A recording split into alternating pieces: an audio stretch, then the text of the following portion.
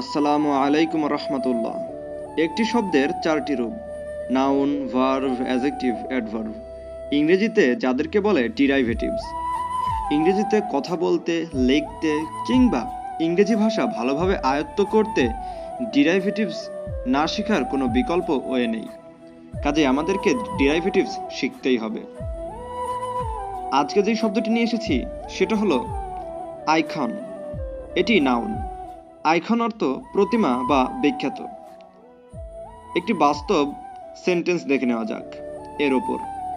The value of an icon player in a team is much higher.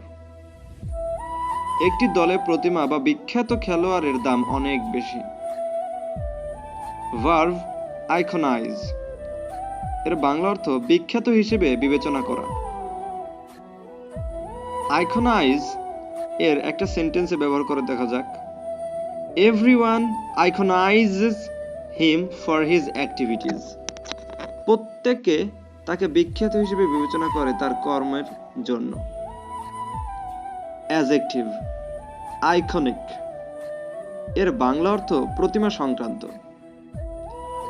এটি সেন্টেন্সে ব্যবহার করলে হবে We will include some new iconic players in our team.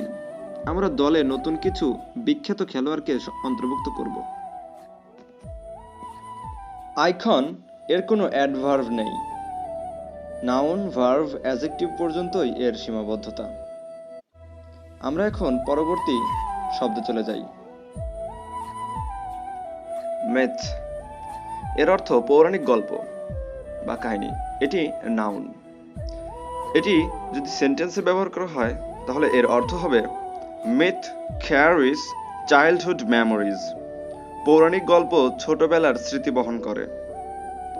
Verb মিথিসিস বা মিথিসাইজ বা মাইথিসাইজ, এর অর্থ কোনো বিষয় বা ব্যক্তিকে পৌরাণিক করা বা পুরাতন করা। এটি সেন্টেন্সে ব্যবহার করলে হবে Some common occurrences have been mythicized. কিছু সাধারণ ঘটনা পৌরাণিক রূপ লাভ করেছে। অ্যাডজেক্টিভ মিথিক, অবাস্তব বা কাল্পনিক।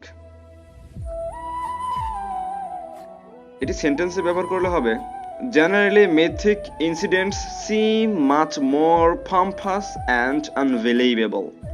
সাধারণত কাল্পনিক ঘটনাগুলো অনেক বেশি জাঁকজমকপূর্ণ এবং অবিশ্বাস্য মনে হয়। অ্যাডভার্ব mythically, এর অর্থ পৌরাণিকভাবে। What I heard was mythically unrealistic. আমি যা শুনেছি তা পৌরাণিকভাবে অবাস্তব ছিল।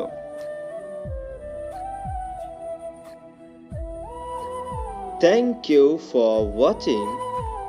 Like, share and subscribe.